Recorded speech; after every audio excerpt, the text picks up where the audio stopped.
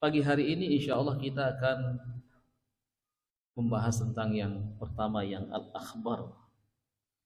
Banyak kisah-kisah menarik dalam Al-Quran. Saya akan sebutkan nanti jamaah yang memilih. Yang pertama ada kisah Ashabul Kahfi. Kemudian yang kedua ada kisah Ashabul Ukhdud. Yang ketiga ada kisah Ashabul Ghar. Yang keempat ada kisah Ashabus Sabti. Dan ada lagi kisah yang tidak kalah menariknya, yaitu kisah seorang nabi yang dengan doanya itu mampu menahan matahari. Jamaah milih yang mana ini? Yang terakhir. Baik. Disebutkan di dalam hadis Nabi SAW yang diriwayatkan oleh Imam Bukhari, demikian juga Imam Muslim, dan hadis ini dipilih kembali oleh Al-Imam An-Nawawi Abu Zakaria Asy-Syafi'i di dalam kitabnya, itu kitab Riyadhus Shalihin. Babnya adalah Babul Muqaddimat. Babul Muqaddimat, kemudian di situ ada tentang pasal-pasal. Di antaranya di situ adalah pasal tentang as-sidqu, tentang kejujuran. Di dalam hadis tersebut Nabi SAW mengatakan, ghaza nabiyyun minal anbiya'i salawatullahi wasalam. Di zaman dulu ada seorang nabi dari utusan Allah itu melakukan perang, itu berjihad, karena tauhid itu adalah akan menghasilkan sebuah buah yang luar biasa, yaitu tumbangnya kezaliman, tumbangnya kesyirikan, tegaknya kalimat la ilaha illallah. Kalau hanya kajian tauhid di mana-mana tapi tidak mampu menumbangkan kezaliman, berarti belum membuahkan sebuah hasil. Karena seluruh para nabi dan para rasul menghadapi pemimpin-pemimpin yang zalim, pemimpin-pemimpin yang durjana. Mereka didakwahi, tetapi ketika mereka tidak mau, maka disitulah Allah Subhanahu wa ta'ala menurunkan perintah untuk memerangi mereka. Nah, ikhwatal iman rahimani wa rahimakumullah, kata Rasulullah sallallahu alaihi wasallam dalam hadis tersebut, faqala li ummatihi, Nabi ini berkata kepada kaumnya sebelum berjalan menuju ke tempat yang dituju, la yatsba'anni salasa, ada 3 kelompok manusia yang tidak boleh ikut berperang bersamaku. Yang pertama, rajulun malaka bid'a imra'atin walam yabni biha. Yang pertama adalah seseorang yang baru menikah, sementara dia belum menggauli istrinya. Maka orang yang seperti ini dilarang ikut berperang, kata Nabi tadi. Kemudian yang kedua, rajulun ishtara khalifatin aw ghanaman wa arada auladaha aw yuridu auladaha. Yang kedua adalah seseorang yang barusan membeli seekor unta atau ghanam, kambingnya, yang sudah bunting, sementara dia menginginkan segera melahirkan anak-anaknya. Kemudian yang ketiga, rajulun bana baitan walam yarfa' suqufuha. Yang ketiga adalah seseorang yang baru membangun rumahnya sementara belum menyelesaikan atapnya. Jadi 3 kelompok manusia ini, kata Nabi, ini tidak boleh ikut berperang bersama.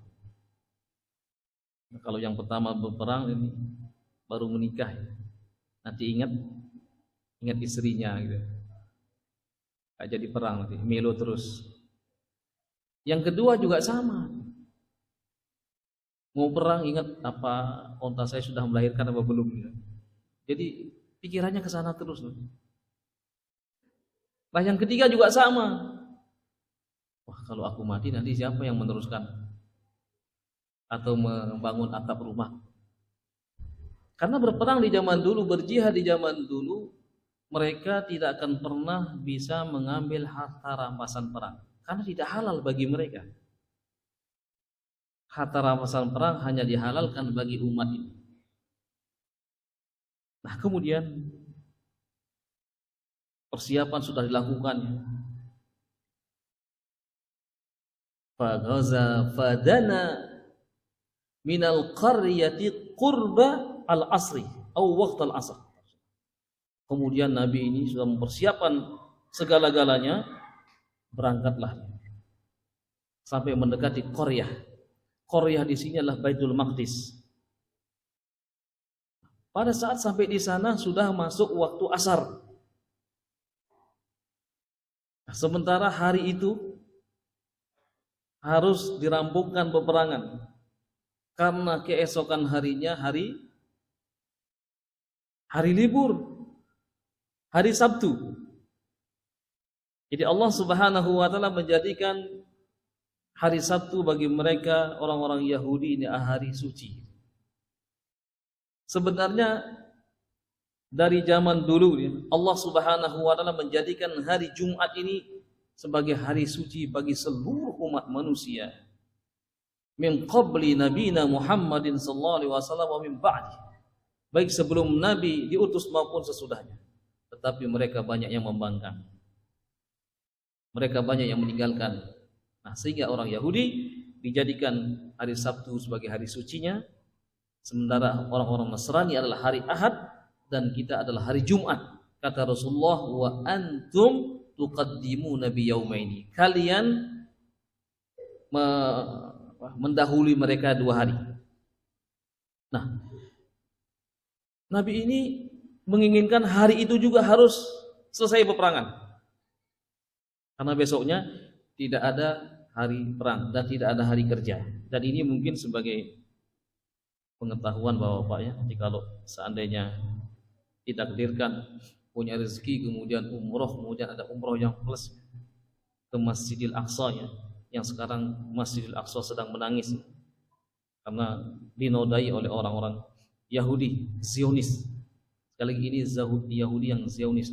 Ada orang-orang Yahudi yang memang bertempat tinggal di sana ini tidak setuju dengan kedatangan mereka Zionis dari luar ini. Banyak unjuk rasa yang dilakukan oleh mereka ya, orang-orang Yahudi yang memang bertempat tinggal dan lahir di sana. 2017 kami terakhir membawa rombongan jamaah ya, yang ketiga kalinya ke Masjidil Aqsa. Jadi pada saat itu banyak unjuk rasa di sana. Tulisannya bahasa Arab memang orang sana pakai bahasa Arab dan bahasa Ibrani. Kami katakan bahwa itu bukan orang-orang Islam yang unjuk rasa, tapi orang-orang Yahudi yang memang bertempat tinggal di sana dan mereka tidak suka dengan kedatangan Zionis Yahudi yang dari luar karena mereka sangat jahat sekali. Itulah yang selalu merangsek dan masuk ke Masjidil Aqsa. Jadi mereka itu Zionis itu. Nah, ikhwatal iman rahimani wa rahimakumullah, kalau kita sampai di perbatasan Jordania dengan Palestina pada hari Sabtu misalnya, jam 11 siang sudah ditutup. Jadi saat dibuka sampai jam 11 siang. Yang tadinya dibuka 24 jam, tapi pada saat hari Sabtu sampai jam 11. Kemudian ditutup dan harus menunggu besok baru kita bisa masuk ke Palestina atau ke Yerusalem. Nah, ikhwatal iman rahimani wa rahimakumullah. Kemudian Nabi ini sudah membawa pasukan dan akan menghadapi kaum yang Jabbarin, Al-Kan'aniyun. Dulu pada masa Nabi Musa alaihi salam, Nabi Musa membawa kaumnya 12 suku dari Mesir. Kan dari Bani Israel itu dari Mesir. Dibawa oleh Nabi Musa alaihi salam menuju ke Ardun Muqaddasah. Jadi tempat yang disucikan oleh Allah Subhanahu wa taala, yaitu Baitul Maqdis. Hampir-hampir Nabi Musa sudah dekat dengan Baitul Maqdis, kemudian beliau mengutus 12 orang, isna asyara naqiban. Jadi 12 kepala suku. Tapi dengan catatan apapun yang mereka lihat jangan sampai diceritakan kepada kaumnya. Tetapi ternyata dari 12 orang hanya 2 orang saja yang diam dan amanah. Yang lain menceritakan. Mereka mengatakan, qalu ya Musa inna fiha qauman jabbarin lan nadkhulaha abadan ma damu fiha. Wahai Musa, di sana ada kaum-kaum yang bengis, kaum yang kejam, Al-Kan'aniyun. Kami tidak akan pernah memasukinya. Idhhab anta wa rabbuka faqatila innaha huna qaidun. Ya Musa, engkau kan nabi. Pergi saja engkau berperang bersama Tuhanmu. Kami di sini nanti duduk-duduk saja. Itu kaumnya Nabi Musa. Masya Allah. Sekian lama Nabi Musa alaihi salam mengajak mereka. Dan sekian banyak mukjizat-mukjizat yang mereka saksikan. Mulai dari Mesir. Air berubah menjadi darah. Binatang-binatang menyerang kota Mesir seperti kodok, wal jarad belalang, wal kummala dan hama warg. Tetapi itu tidak membuat mereka untuk bersyukur pada Allah Subhanahu wa taala dan tidak membuat mereka jerah. Kemudian mereka pun menyaksikan bagaimana fenomena yang sangat luar biasa. Pemandangan yang luar biasa, yaitu berhasil melihat bagaimana laut merah terbelah. Kemudian tidak hanya itu, mereka dimanjakan dengan turunnya manna wa salwa, makanan dari surga. Tapi justru mereka pun tidak pandai bersyukur dan justru mereka mengatakan kepada Nabi Musa, pergi saja engkau berperang, kami nunggu di sini. Nah, disitulah Nabi Musa alaihissalam kemudian berdoa, Rabbi inni la amliku illa nafsi wa akhi fafruq bainana wa bainal qaumil fasiqin. Ya Allah, pisahkan antara kami dengan orang-orang yang fasik itu. Kami tidak memiliki siapapun di sini ya Allah, kecuali aku dan saudaraku ini, itu Nabi Harun. Kemudian Allah pun mengatakan, qala innaha muharramatun arba'ina sanatan yatihuna fil ard. Kemudian Allah Subhanahu wa taala mengutuk mereka dan melarang mereka memasuki Baitul Maqdis selama 40 tahun dan kemudian mereka tersesat kemana-mana. Tidak tahu arah jalan keluar mereka mau kemana. Dan di saat itu banyak yang meninggal. Demikian juga Nabi Musa alaihissalam pun meninggal dunia. Nah, kemudian ada muridnya Nabi Musa yang kita ceritakan ini. Yang ketika Nabi Musa mengajak muridnya menemui Nabi Khidir. Wa idh qala Musa li fatahu la abrahu hatta ablugha madma'al bahraini aw amdiya hukuban. Dan ingatlah ketika Nabi Musa berkata kepada muridnya, kepada anak muda ini, ayo ikut aku menemui seorang yang disebutkan bahwa dia adalah orang yang lebih alim daripada aku. Nah, Nabi inilah yang di kemudian hari setelah 40 tahun mengumpulkan kembali sisa-sisa Bani Israel dan mengajak mereka untuk memasuki Baitul Maqdis. Nah, kata Rasulullah SAW, begitu sudah mendekati qarya itu Baitul Maqdis, matahari pun sudah hampir terbenam. Kemudian ketika itu Nabi ini mengatakan, ya Syams, wahai matahari, innaki ma'murah, wahai matahari, engkau mendapatkan perintah dari Allah, terbit setiap hari pagi dan terbenam di sore hari. Wa ana ma'murun, saya juga mendapatkan perintah untuk menyampaikan risalah dan menaklukkan Baitul Maqdis. Kemudian beliau mengangkat kedua tangannya. Minta kepada siapa? Kepada awan apa kepada tukang pawang? pada pawang hujan. Kepada Allah, ya Rabb, ihbis halana. Ya Allah, tahanlah matahari itu untuk kami. Subhanallah. Minta kepada Allah, ya bukan kepada pawang hujan, bukan kepada awan, bukan kepada yang lain selain Allah Subhanahu wa taala, tapi minta kepada Allah yang memiliki segala-galanya. Ya Rabb, ihbis halana. Ya Allah, tahanlah matahari untuk kami. Kata Rasulullah sallallahu alaihi wasallam, "Laisa hunaka nabiyyun minal anbiya alladhi hubisa bihi asy-syams illa hadzal nabi." Tidak ada satu nabi pun yang Allah Subhanahu wa taala muliakan dengan doanya, itu matahari tertahan, kecuali nabi ini. Siapa nabi ini? Nama nabi ini? Nabi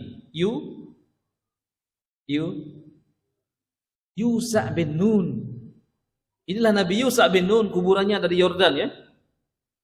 Jadi kuburannya Nabi Yusha bin Nun ada di Yordania. Ikhwatan iman rahimani wa rahimakumullah, ketika beliau berdoa, matahari pun diam. Kemudian terjadi peperangan. Subhanallah, dalam waktu yang sangat singkat, pasukan yang dibawa oleh Nabi Yusha bin Nun ini berhasil mengalahkan mereka. Taukalkan ini. Dan sehingga mendapatkan harta rampasan perang yang begitu sangat banyak sekali. Dikumpulkanlah harta rampasan perang itu, akan tetapi api tidak melalap. Api belum datang untuk memakannya. Kemudian apa kata Nabi Yusha bin Nun? Inna fikum gulul. Nah, perhatikan. Inna fikum gulul. Di antara kalian ada orang-orang yang tidak jujur. Di antara kalian ada para pengkhianat. Kemudian beliau memanggil satu persatu. Jadi ada 12 suku ini dipanggil satu persatu untuk berbaiat. Baiatnya sumpah setia. Tetapi api pun belum datang melalap harta rampasan perang itu. Inna fikum gulul. Masih ada di antara kalian yang berkhianat. Kemudian datang dua orang pun api belum datang. Kemudian yang ketiga beliau mengatakan inna fikum gulul. Sungguh di antara kalian ada orang-orang yang tidak jujur. Kata Rasulullah sallallahu alaihi wasallam, faja'u bi dhahabin misla ra'sil baqar. Kemudian ada orang membawa emas sebesar kepala sapi. Fawada'u fi makanihi, kemudian diletakkan di tempatnya. Fa'akalathunna, maka datanglah api untuk melalapnya. Faqala Rasulullah sallallahu alaihi wasallam, walam tahillu alaihim al-maghanim wa uhillat lana lamma ra'a Allah Subhanahu wa ta'ala dhafana. Tidak dihalalkan bagi mereka harta rampasan perang, dihalalkan bagi kami karena Allah melihat kami inilah kaum yang lemah. Kata Rasulullah sallallahu alaihi wasallam. Hadisun muttafaqun alaih. Hadis ini adalah muttafaqun alaih riwayat Imam Bukhari dan Imam Muslim. Apa yang hikmah yang dapat diambil di sini? Yang pertama adalah bahwa kita harus senantiasa berterima kasih kepada sahabat-sahabat Nabi yang menjaga hadis-hadis Nabi sampai sekarang ini masih dibaca. Karena mereka terngiang-ngiang dengan sabda Nabi sallallahu alaihi wasallam, "Naddarallahu ra'an sami'a maqalati fawa'aha fa'addaha kama sami'aha." Kata Rasulullah, mudah-mudahan Allah memberikan cahaya bagi siapa saja yang mendengarkan hadis-hadisku kemudian memahaminya dan disampaikan kepada orang lain. Ini juga mempelajari hadis-hadis Nabi juga sangat penting sekali. Yang kedua, Nabi sallallahu alaihi wasallam ketika ingin menyampaikan sebuah nilai, beliau dengan kisah. Kita mungkin masih ingat ya, nenek-nenek kita dulu, kakek kita ya. Kita pergi kemana diceritain sama kakek kita. Ini menarik luar biasa.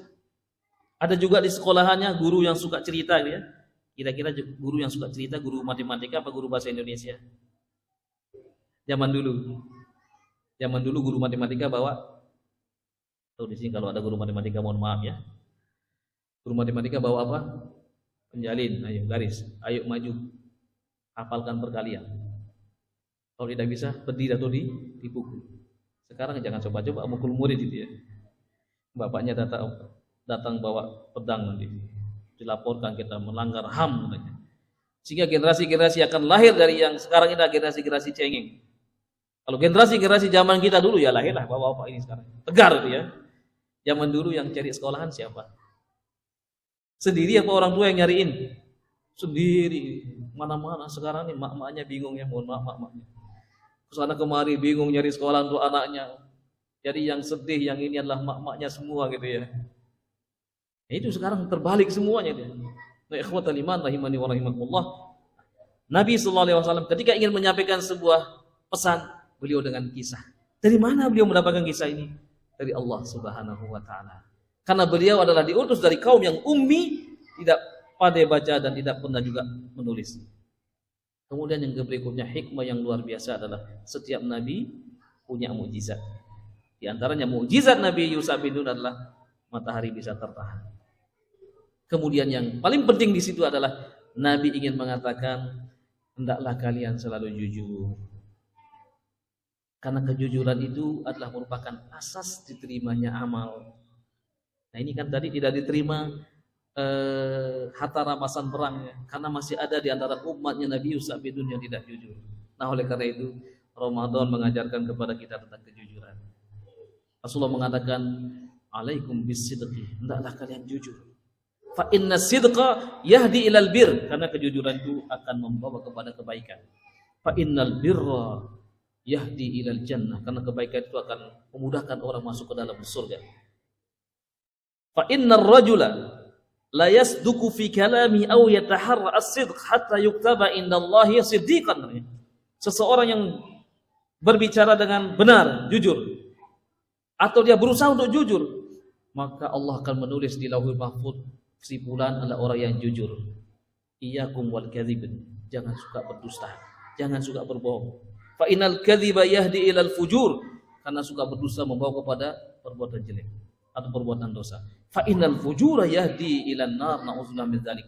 Karena perbuatan yang fujur, perbuatan yang dosa ini adalah akan membawa seorang ke dalam neraka, na'udzubillah min dzalik.